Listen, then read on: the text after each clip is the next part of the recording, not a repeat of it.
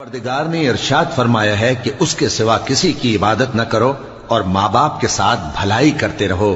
اگر ان میں سے ایک یا دونوں تمہارے سامنے بڑھاپے کو پہنچ جائیں تو ان کو اف تک نہ کہنا اور نہ انہیں جھڑکنا اور ان سے بات ادب کے ساتھ کرنا اور عجز و نیاز سے ان کے آگے جھکے رہو اور ان کے حق میں دعا کرو کہ اے پروردگار، جیسا انہوں نے مجھے بچپن میں شفقت سے پرورش کیا ہے تو بھی ان کے حال پر رحمت فرما. جو کچھ تمہارے دلوں میں ہے تمہارا پروردگار اس سے بخوبی واقف ہے. اگر تم نیک ہوگے تو وہ رجوع لانے والوں کو بخش دینے والا ہے. اور رشتہ داروں اور محتاجوں اور مسافروں کو ان کا حق ادا کرو اور فضول خرچی سے مال نہ اڑاؤ کہ فضول خرچی کرنے والے تو شیطان کے بھائی ہیں اور شیطان اپنے پروردگار کی نعمتوں کا کفران کرنے والا یعنی ناشکرا ہے.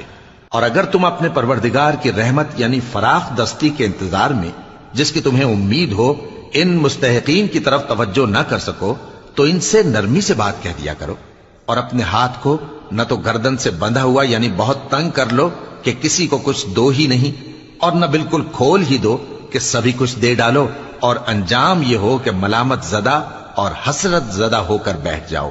بے شک تمہارا پروردگار جس کی روزی چاہتا ہے فراخ کر دیتا ہے اور جس کی روزی چاہتا ہے تنگ کر دیتا ہے. وہ اپنے بندوں سے خبردار ہے اور ان کو دیکھ رہا ہے. اور اپنی اولاد کو مفلسی کے خوف سے قتل نہ کرنا کیونکہ ان کو اور تم کو ہم ہی رزق دیتے ہیں. کچھ شک نہیں کہ ان کا مار ڈالنا بڑا سخت گناہ ہے. اور زنا کے پاس بھی نہ جانا کہ وہ بے حیائی ہے اور بری راہ ہے.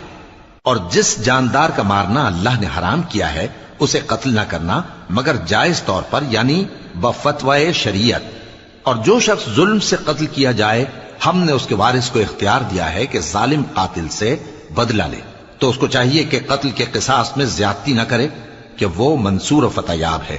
اور یتیم کے مال کے پاس بھی نہ پھٹکنا مگر ایسے طریق سے کہ بہت بہتر ہو یہاں تک کہ وہ جوانی کو پہنچ جائے. اور عہد کو پورا کرو کہ عہد کے بارے میں ضرور پرسش ہوگی.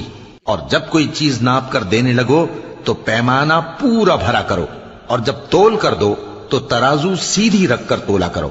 یہ بہت اچھی بات اور انجام کے لحاظ سے بھی بہت بہتر ہے. اور اے